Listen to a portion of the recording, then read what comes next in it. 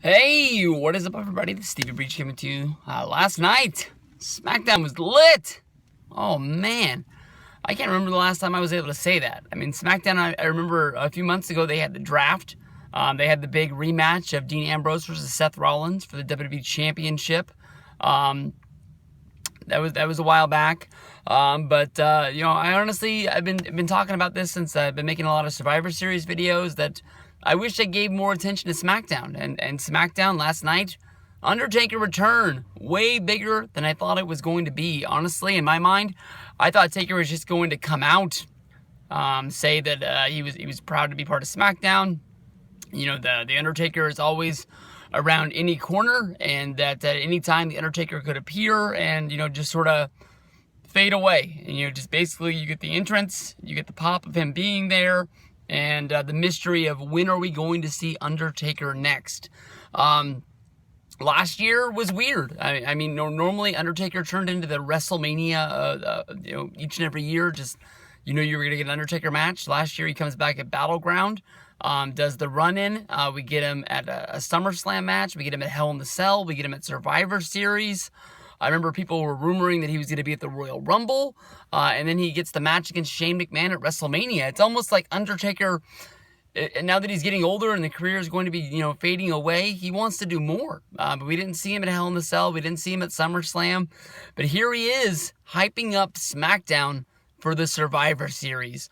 Undertaker always being the Team SmackDown guy since being drafted there by Ric Flair back in 2002. During the first draft, was always a part of SmackDown until he became the, sort of part-time worker that we know him as now. And then from there on out, I think he was always on Monday Night Raw, hyping up, him versus Triple H or him versus, CM Punk, him versus Brock Lesnar. All of those big ones were all Monday Night Raw angles that went down. And, SmackDown, we get to run the repeats of the angles, but they wouldn't get to see him live. He wouldn't be a part of the show. Remember that one time Undertaker was on Main Event? Yeah, that's true. That happened. Hyping up WrestleMania 30. That was when the network first launched, and they were trying to make that show really mean something. But, that made me laugh. I didn't even think I was going to say that. But,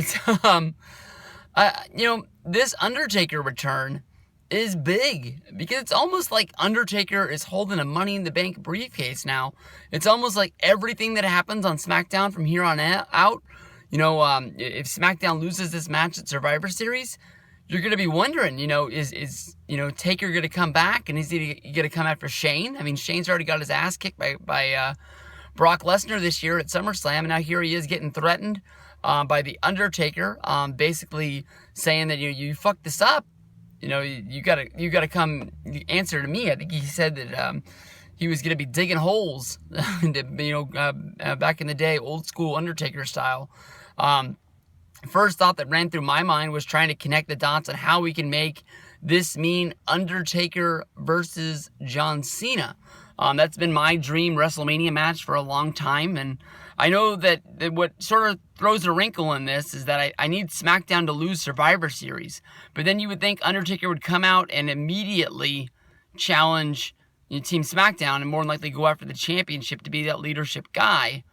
And unless he fights against Shane McMahon, AJ Styles already has a match against Dean Ambrose at TLC, in a TLC match. So I don't know, maybe if Undertaker comes back, he beats the shit out of Shane at TLC.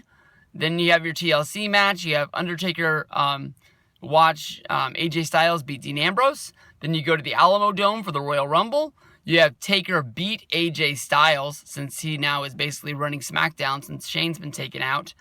He becomes the champion. You have John Cena win the Royal Rumble. You maybe do Undertaker versus AJ in the rematch at the February pay-per-view. I was going to call it Elimination Chamber, but they don't do that one no more. And I can't remember what pay-per-view. Didn't they do like Roadblock last year? But now that's the Raw December one. I don't know what the heck's going on in February. But then, the big WrestleMania match, Cena versus Undertaker. I'm stretching it. I'm really stretching it. I'm dreaming.